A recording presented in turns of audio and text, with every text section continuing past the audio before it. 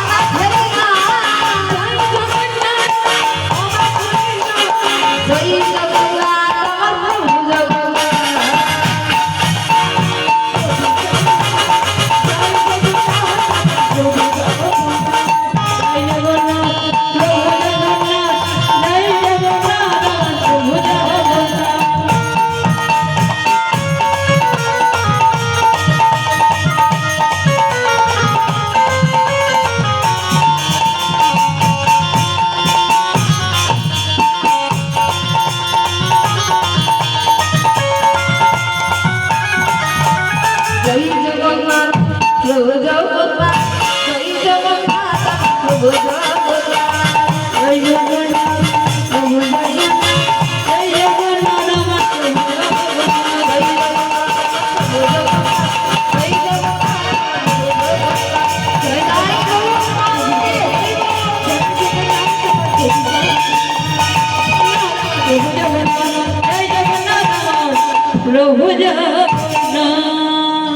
বলিয়ে জগন্নাথ জিউ কি। আবার ভোল্টেজ গুলো কমে গেছে, একটু জোরে জোরে দাও। বলিয়ে জগন্নাথ জিউ কি, বলরাম জিউ কি, সুভদ্রা মাইয়া কি, বলো নিতাই গৌর প্রেমানন্দে হরি বল হরি।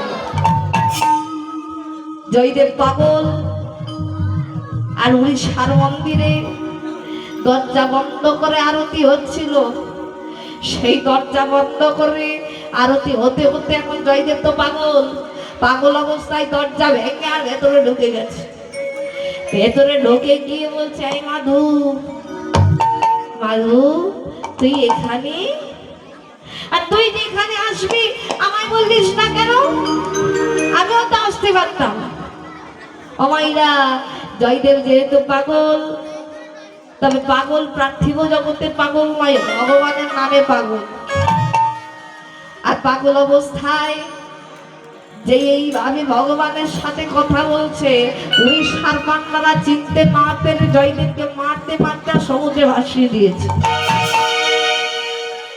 যেই ভাসিয়ে দিয়েছে, পুনরায় যখন আবার আরতি করতে এসেছে, দেখছে যে জগন্নাথের অঙ্গ থেকে রক্ত ঝরে ঝরে পড়ছে। এ কি প্রভু, তোমার সর্বাঙ্গ থেকে রক্ত ঝরে ঝরে পড়ছে, কে তোমায় আঘাত করেছে?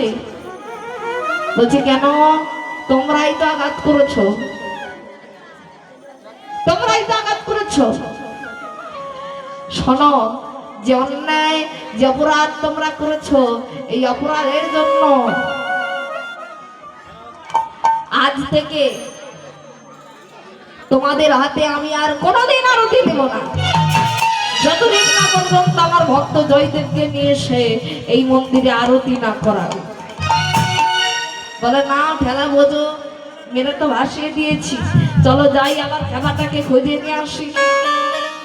ভগবানের ইচ্ছায় জয়দেব কি করেছে, উড়িষ্যার সেই মন্দিরের পাশে সমুদ্রের তীরে বসে বসে নাম করছে। কিভাবে? হরে কৃষ্ণ রাম কৃষ্ণ কৃষ্ণ রাম, হরে কৃষ্ণ রাম কৃষ্ণ কৃষ্ণ রাম, হরে কৃষ্ণ রাম কৃষ্ণ কৃষ্ণ রাম, হরে কৃষ্ণ রাম কৃষ্ণ কৃষ্ণ রাম, হরে কৃষ্ণ রাম কৃষ্ণ কৃষ্ণ রাম, হরে কৃষ্ণ রাম কৃষ্ণ কৃষ্ণ রাম, হরে কৃষ্ণ রাম কৃষ্ণ কৃষ্ণ রাম, হরে কৃষ্ণ রাম কৃষ্ণ কৃষ্ণ রাম। তোর নাম কি রে?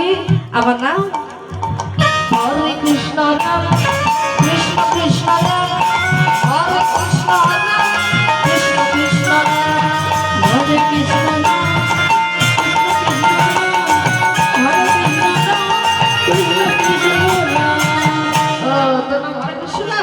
তো তোর বাবার নাম? আমার বাবার